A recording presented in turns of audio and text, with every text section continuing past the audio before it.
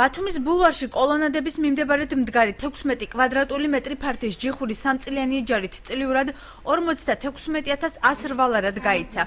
ობიექტის მეიჯარი, რომლის საწყისი ფასი 6,400 ლარი იყო, უკრაინელ კონკურენტთან ვაჭრობისას ეკა ხარებაძე გახდა, თუმცა აუქციონის დასრულების შემდეგ მას სამედიცინო დახმარება დასჭირდა.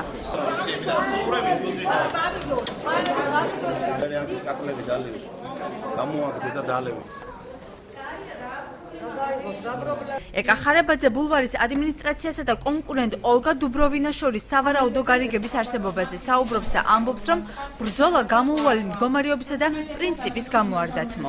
ხო არ შეიძლებოდა ტელეფონი და რამე, რატო ქონდა რა?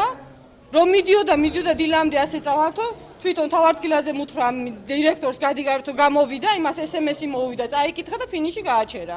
ლოტი ჩვენ აგვიწია, ეგონა ჩვენ შევშვინდებოდით, დავთანხმდით, წავიდოდით და თვითონ მე მოაგვარებდნენ, რა ვიცი რა, არ გადაიხდიდნენ და რას იზამდნენ, თვითონ ადმინისტრაცია.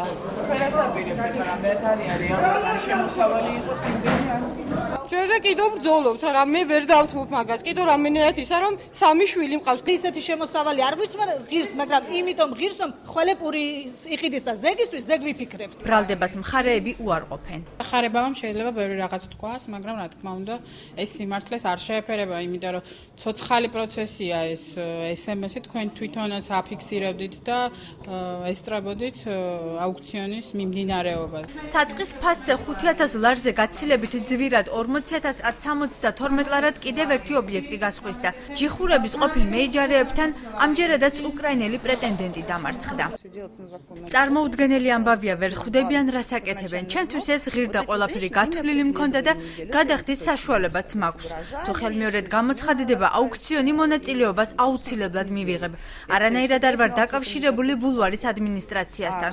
ის კი ნამდვილად შემიძლია გითხრათ, რომ ეს ქალბატონები ბოლო კვირის განმავლობაში მაკითხავდნენ სახლში, სამსახურში და მაშანტაჟებდნენ, რომ აუქციონზე კანდიდატურა მომეხსნა. თანხა გამარჯვებულმა კონტრაქტის გაფორმებიდან ერთ თვეში სრულად უნდა დაფაროს ან წარმოადგინოს საბანკო გარანტია და ფული ეტაპობრივად გაისტუმროს. იმ შემთხვევაში თუ კი გამარჯვებული ვალდებულებას ვერ შეასრულებს, აუქციონი ხელმეორედ გამოცხადდება. მოიჯარე კი ობიექტის საწყისი ღირებულების 30%-ით დაჯარიმდება. კონტრაქტის გაფორმებაზე თუ უარს იტყვიან, B გადახდილი რჩება ჩვენთან. მე მაგ თანხას ნამდვილად ვერ გადავიხდი. რატო?